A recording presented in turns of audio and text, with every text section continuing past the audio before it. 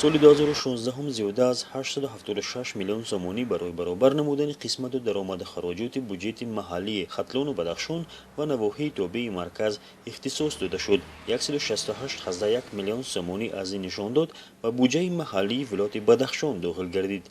اما این روند نشان می‌دهد که سال به سال مقدار مبلغ‌های سوبونسیونی برای این منطقه‌ها زیادتر می‌گردد.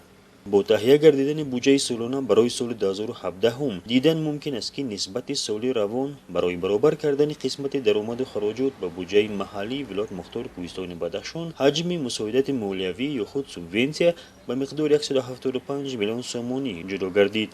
تمایل افزایش و زیاد شدن بودجه محلی در ولایت بدخشان و ختلان نشاندادهای خوب دارند، ولی با وجود این همساله از حکومت مرکزی کمک پولی باز هم زیادتر درخواست کرده می شود. به گفته کارشناسان برای تا اندازه مستقلیت تأمینات بودجه محلی را صاحب شدن، ولایت بدخشان باید از امکانات اقتصادی منطقه استفاده کند. در بدخشان از دید کارشناسان ساحه اقتصادی میتوان سه سمت اساسی پیشرفت را انکشاف داد که اینها ساحه سیاحی، انرژتیک و ذخیره‌های طبیعی میباشند. بنا اندیشه لطیف شاهزاده‌اف مدیر بخش اقتصاد دستگاه رئیس ولایت بدخشان از روی نقشه حکومتی تا سال 2020 در ولایت بنیاد کارخانه‌های کلان صنعتی پیش بینی گردیده است که توان غنیگردانی بودجه محلی ولایت را دارند. تشکیل کارخانه سمین براری در نوع ونج به نقشه گرفته شده است و خوشبختانه در همکاری با شرکت خطایی در سمت تشکیل نمودن این کارخانه در نوع ونج کارهای اولیه علاقه گفته شنیده به انجام داده شدند. یکی از امکانات هایی که برای غنی گرداندن بودجه ولایت امکانات میدهد این البته با استفاده دادن کانهای حدود ولایت است و چنانکه که از روی معلومات متخصصان برمی آید امروز کان ایکار نوحه روشان و کان آهن برچ نوحه روشان، موضع های طلوع پاشخورده نوحه مرغاب و درواز علاقه آموخته برآمده شدگی هستند و در این سمت با دستگیری حکومت جمهوری ترکستان باید که این اقلاً همین 3 تکان باید که در سال 2017 مورد آموزش و مورد استفاده قرار داده شوند. در برابر رشد دادن صنعت همچنین رونق یافتن فعالیت آژانس‌های توریستی در بدخشان یک راه اساسی غنیگردانی بودجه ولایتی در آینده خواهد بود. بیش از 463 هزار نفر سیاحان در سال 2015 از تاجیکستان دیدن کردند. بنا به حساب کارشناسان ساحه 80% این تعداد به بدخشان سیاحتش را دوام دادند. حاضر ساحه سیاحی در بدخشان آهسته آهسته اما استوار پیشرفت می‌کند. اساسیاسیون اکو فرهنگی سیاحی پامیر با ریاست جوانان ورزش و سیاحی ولایت همکاری کرده برای بنیاد اینفراساختور تلاش دارند. در یک شهر خاروق امروز 26 عدد مهمانخانه برای سیاحان و بیش از 5 حجره قبول مهمانان در هر یک دهه برای سیاحان خارج خدمت رسانی میکنند.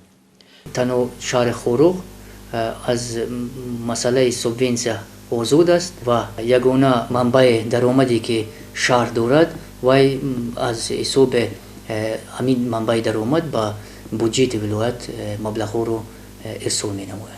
باید گفت تا به حال برای خدمت رسانی به سیاحان داخل و خارج اینفراساختور در سطح لازمه طلبات قرار ندارد، اما به نظر برخی از سیاحان این نقطه نمیتواند مانع برای ورود سیاحان اکستریمالی به بدخشان گردد.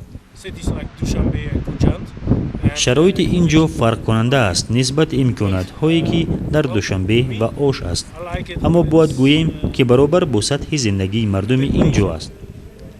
از آنکه در این مکانها شرایط‌های خدمت رسانی درجه عالی موجود نیست، یگان سیاح را به تشویش نمی‌آورد، چون که هر نفری که به اینجا سفر می‌کند با شرایط‌های مردم آشنا می‌شود و چیز پیشنهاد گردیده را به جان قبول می‌کند.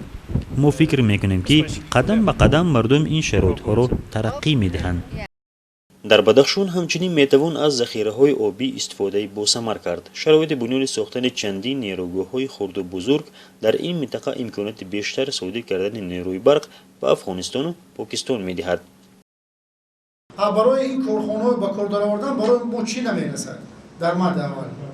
نیروی برق ما در یک سال 2 سال ساخته دادن نمیتونیم. برای سیستم یگانه برق رو تامین کردن میانه 10-15 سال لازم است.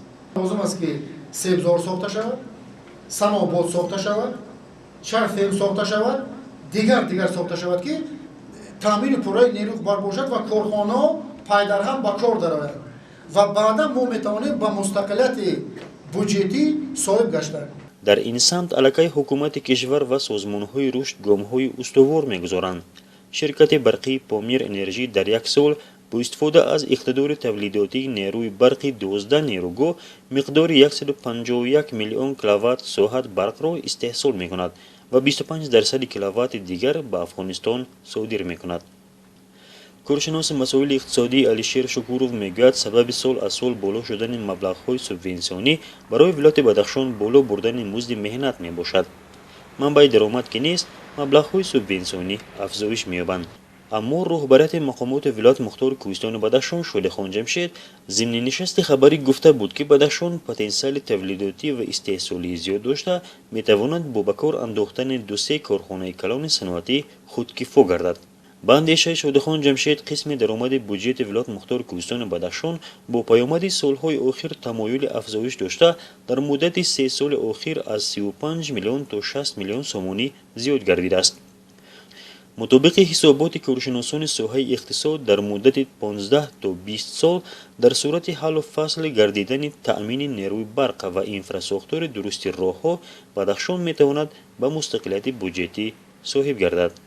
علیشیر جنیدوف، مبارک شاه رستموف، خروغ، ولایت مختار کوهستان بدخشان. اخبار